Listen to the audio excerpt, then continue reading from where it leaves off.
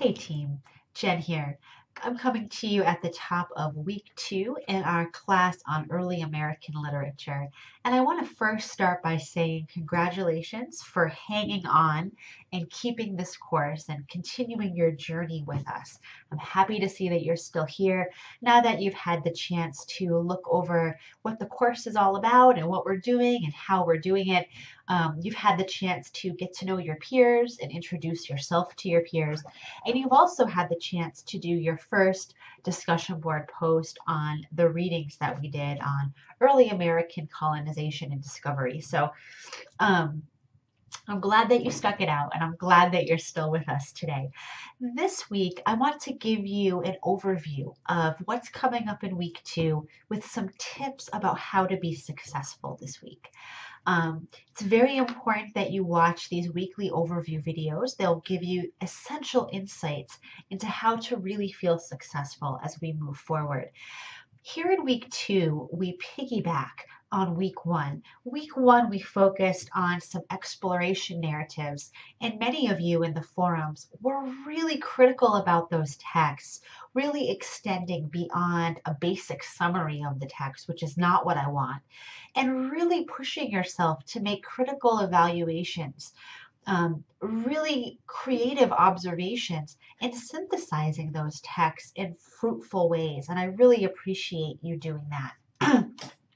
And I hope to see more of that in the boards this week, because the objective of the discussion forum is not to show that you've understood the work and that you've read the work.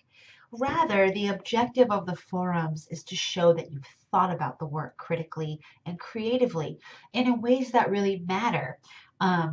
So that's what I want you to keep in mind as you move forward. And some of you are already doing that naturally. So that's really good to see.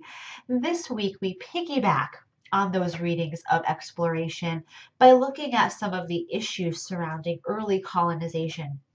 We're going to be focusing on some of the differences between pilgrims and the Puritans. There's a lot of emphasis this week on the Puritans. And as you read works from authors, for example, such as Anne Bradstreet this week, as you read some of Bradstreet's poetry, I want you to think about how you've thought about Puritans before this course, and whether or not Bradstreet's work in particular kind of paints the Puritans in any different ways, any interesting ways than how you've seen them in the past. For me, Bradstreet is kind of sexy.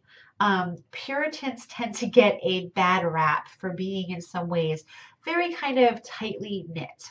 Very tightly wound, very closed off in terms of their sexuality. The more reading that I do of Puritan writing, early American Puritan writing, the more I come to think that there is a joyous love that they feel for their God, and that it does tend to take a sensual turn in some works. And I wonder if you see this when you read Bradstreet. I'd be interested to learn your thoughts about that and also about the other readings on the board this week. This week, we pair our analysis of pilgrims and Puritans with captivity narratives. The captivity narratives are a very interesting genre of early American literature, so I'm very excited to see what you make of those. This week you have another discussion board post, and it is in 2 parts as usual. I'd like you to write to both of those parts, but also I encourage you to include a 3rd part if there's any aspect of the reading that really strikes you that you'd like to talk about a little bit more, something you'd like us to consider, something that you've observed yourself. Excuse me. Questions that you were wondering that we could help you to address. So use that discussion forum as a place to really experiment with your own critical thinking. That's what I really like to see. This week also you have your first short answer quiz. This quiz is designed to get you thinking critically about the materials and to have you start to develop ways of reading and understanding the text that are going to benefit you when you sit down to write an essay on your own. So that's the function of those short question essays. And I encourage you to just, as you prepare for the quiz, go through the readings, go through the notes that you've made, what you've underlined, the notes that you've made in the margin, the notes that you've marked, either physically or virtually through your technology.